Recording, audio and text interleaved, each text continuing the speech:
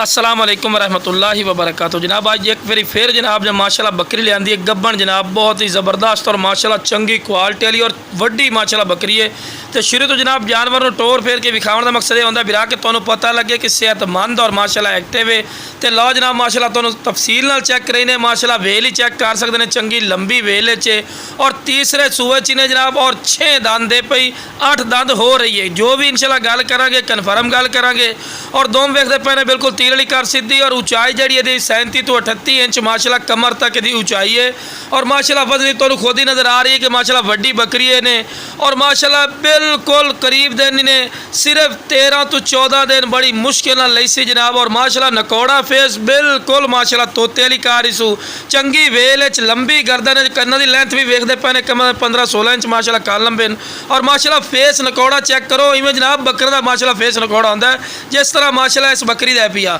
और बिरा काना की चौड़ाई भी चेक कर सकते चंगे चौड़े काने और खूबसूरती माशाल्लाह वेखण दी है और लो जनाब तुहानूं दंद भी खा देने बिल्कुल जवान ने तीसरे सूए च पई 6 दंद 8 दंद हो रही है। तो माशाल्लाह बेहतरीन फेस नकोड़े च ने डबल हड्डी च बिल्कुल चमकदार पशम च और माशाल्लाह हवाना बना रही है क्योंकि हुण जितना जल्दी उसी इन्हें हवाना अपना तैयार करना पे क्योंकि 10 तो 12 दिन या 15 दिन तुसी ला लो ठीक है ना बिरा। तो लो जनाब तुहानूं बैक साइड तो माशाल्लाह चेक कराइने कि बिरा बिल्कुल करीब ही ने और डबल हड्डी च माशाल्लाह चीज़ और खूबसूरती तुहाडी अक्खां दे सामने बिरा और जनाब ये नाल दी मंडी चले जाओ जनाब तो तुहाडे कोल आराम नाल 60-65-70 हज़ार रुपया मांग ले लेकिन अपना बिल्कुल मकूल और जायज़ मुनासिब राइट हो सी जेड़ा भाई लवना चाहता बिल्कुल मकूल हो सी कोई 50 नहीं 45 नहीं बिल्कुल मुनासिब राइट हो सी और जनाब ये अबलग शेड च बाद लोग नागरा डब्बे च करके बेच दें लेकिन बिरा अबलग शेड च ने और माशाल्लाह चंगी वेल च पैर दे बनन क्योंकि बिरा तुहानूं वीडियो बना के जानवर की विखावनी होंदी है इसे गलों पैर बनते हैं पे और बिरा माशाल्लाह चंगे वड्डे बकरे तो क्रॉस होई है क्योंकि बिरा एडे हाइट कादी छोटे बकरे तो क्रॉस नहीं हो सकती